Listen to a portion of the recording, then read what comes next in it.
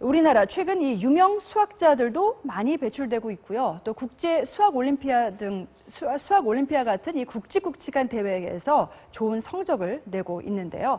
하지만 정작 우리 학생들 중에는 이 수학이 너무 어렵다, 그리고 수학이 너무 재미가 없다 이렇게 말하는 경우가 참 많이 있죠. 짧은 여름방학을 마치고 다시 수업을 시작한 한 학교에 저희 이브닝 뉴스 취재진이 직접 찾아가 봤습니다. 함께 보시죠. 오늘 개학한 서울의 한 고등학교. 방학을 막 끝낸 아이들, 수학 수업이 이제 시작됐는데요. 학생들은 수학에 대해 어떻게 생각할까요? 물어봤습니다. 수학이 힘들고 어렵다고 생각하는 친구 손 한번 들어보세요. 23명 가운데 12명, 절반 이상이 손을 들었습니다. 왜 수학이 싫을까요? 이과다 보니까 배우는 양이 늘어서 내용이 전체적으로 다 이해가 가지 않고 공식이 너무 많은 것 같아요. 어려운 것 같기도 하고 문제 풀면은 이해되지 않는 게 너무 많았어요.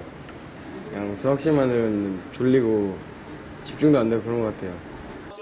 수학 선생님은 우리나라의 수학 교육 어떻게 생각하고 있을까? 지금 이렇게 많은 공부를 해야 되나 싶을 정도로 수학생인 저도 수학이 너무 어렵습니다. 입시 지도보다는 직접 실생활에서 체험하면서 터득할 수 있는 수학이 좀 진행됐으면 좋겠습니다. 네, 지금 보신 것처럼 이 수학 수업을 따라가지 못해서 수학 과목은 아예 포기하는 학생들도 속출을 하고 있는데요. 자, 그렇다면 우리나라의 수학 교육에는 대체 어떤 문제가 있는 걸까요? 유성경 아나운서가 짚어드리겠습니다. 네, 일명 수포자, 수학을 포기한 학생을 가리키는 말 들어보셨을 텐데요. 전국의 일반계 고등학교 1학년생 2명 중 1명꼴로 수학 포기자라는 통계도 있습니다.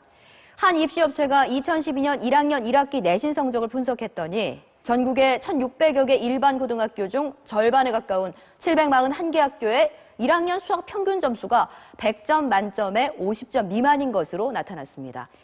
우리 학생들 수학 좋아한다고 선뜻 말하는 학생들 많이 없죠. 국내 학생들의 수학 성취도는 42개국 가운데 1, 2위를 할 만큼 성적이 좋은데요. 하지만 자신감과 흥미도에 있어서는 최하위권에 머물고 있습니다. 교육과정에서 수학적 사고가 많이 들어가지 않는다는 지적도 있었는데요. 한 시민단체에서 초등학생 고학년의 수학 교재를 살펴봤는데요. 자, 미국의 경우에는 수학적 사고가 필요한 문제가 91%를 차지했지만 한국이 23%에 불과한 것으로 나타났습니다. 또 수학을 잘한다고 해도 수학자의 길을 가는 학생도 많지 않은데요. 지난 2012년 열린 국제 수학 올림피아드에서 우리나라가 사상 처음으로 우승을 했습니다. 대표팀이었던 수학 영재 5명 가운데 3명은 졸업 후 수학 계통이 아닌 의대로 진학한 것으로 알려졌습니다.